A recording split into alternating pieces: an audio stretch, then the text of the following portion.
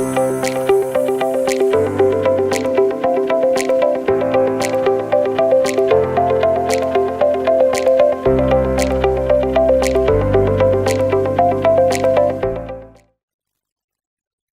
fais la lecture.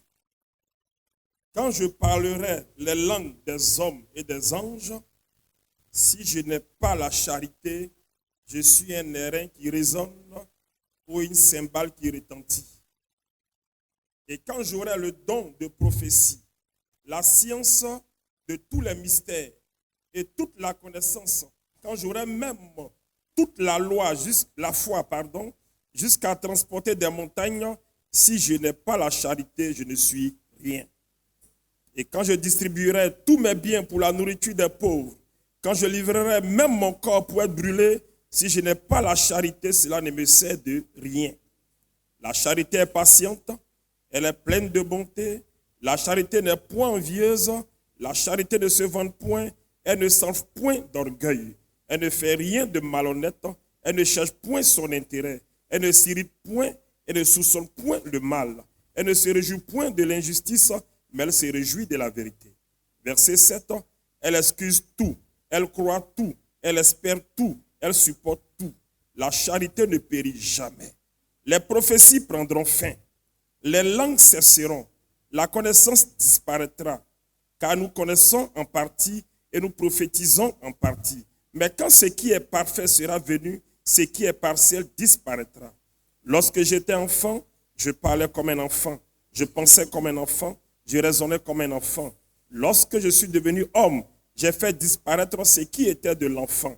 Aujourd'hui, nous voyons au moyen d'un miroir, d'une manière obscure, mais alors nous verrons face à face. Aujourd'hui, je connais en partie, mais alors je connaîtrai comme j'ai été connu. Verset 13, maintenant donc ces trois choses demeurent, la foi, l'espérance, la charité. Mais la plus grande de ces choses, c'est la charité. Amen. Ici, la charité, bien aimé, c'est l'amour. Quels que soient nos talents, quels que soient nos dons, quels que soient nos ministères, la Bible nous dit qu'à un moment donné, tout cela disparaîtra. Parce que quand le Seigneur sera venu, lui-même il est là. Tu vas manifester quel don? Tu vas exercer quel ministère? Parce que lui-même il sera de retour. Mais le plus important, bien aimé, c'est l'amour qui doit caractériser notre ministère. L'amour qui doit caractériser nos relations. L'amour qui doit être partie intégrante de la vie, de la marche chrétienne. Nous aimer les uns les autres de façon véritable, sans hypocrisie ni sournoiserie. Un cœur vrai qui honore Dieu. Et lorsque tu as un cœur vrai qui honore Dieu, le cœur du Seigneur même est réjoui. Parce qu'il est le premier qui nous a aimés. Avant que nous-mêmes nous puissions l'aimer, là, lui nous avait déjà aimés. Avant que nous ne soyons, il était déjà. Il n'a pas regardé à ce que nous sommes. Il n'a pas regardé à ce que nous faisons. Nos biens, ça ne l'intéresse pas. Ce qui l'intéresse, c'est ta vie, l'état de ton cœur. Mais si lui qui est Dieu, il t'a aimé en premier, il s'est sacrifié pour toi, qu'est-ce que toi tu dois faire en retour? Tu dois te sacrifier pour Dieu. Se sacrifier pour Dieu, c'est aimer Dieu, c'est aimer les choses de Dieu, c'est aimer son frère et sa soeur. Parce que la Bible même dit quoi? Dieu que tu ne vois pas là, tu dis tu l'aimes. Et ton frère, ta soeur que tu vois jour et nuit, tu as de la haine, tu es méchant. Quand ce matin Dieu nous donne de comprendre que tout ce que nous devons faire dans sa maison, comme dans notre marche quotidienne, doit être caractérisé par l'amour. Et lorsque nous nous aimons, et nous aimons Dieu, Dieu même, il nous bénit, il se glorifie dans les cœurs, dans la vie de ses enfants que nous sommes. Nous prophétisons en partie.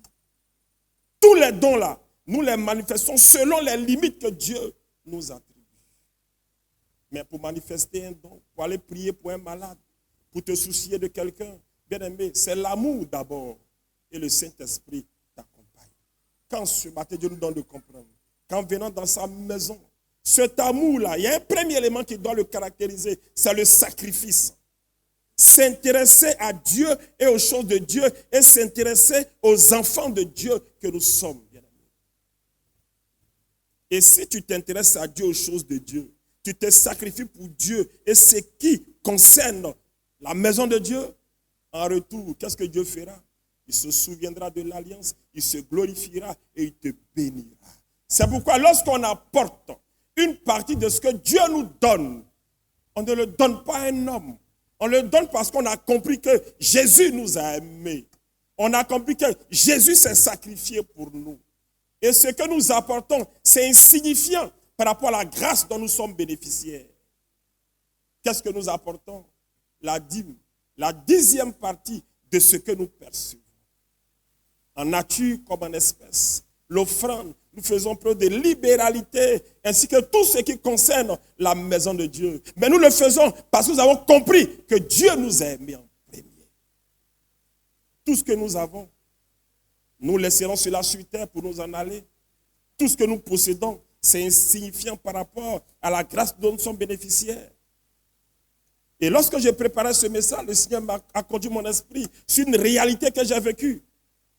Quand je prêchais la dernière fois, j'avais dit, lorsque le Seigneur nous avait donné les jumeaux, le garçon avait des difficultés respiratoires. On nous a envoyé en pédiatrie.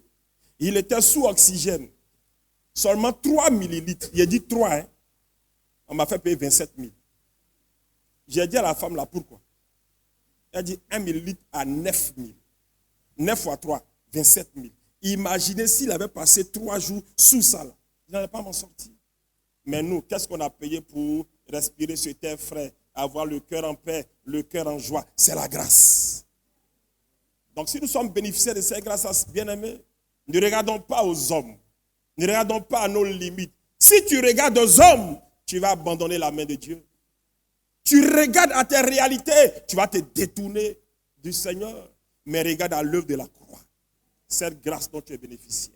Et si tu as besoin de cette grâce, bien-aimé, tout ce que tu dois faire, la joie doit t'habiter. Tout ce que tu dois faire, tu dois te dire, je le fais non pas pour un homme, mais je le fais pour le Seigneur. Que ce matin, à travers ta dîme, à travers ton offrande, tu comprennes une chose. Ce que tu apportes, ce n'est pas à la hauteur de ce que Dieu a fait pour toi. Non, tu ne peux pas. Mais c'est seulement un acte de reconnaissance, d'amour envers le Seigneur et pour son œuvre. Que Dieu nous fortifie. Nous tenons debout et nous allons prier le Seigneur.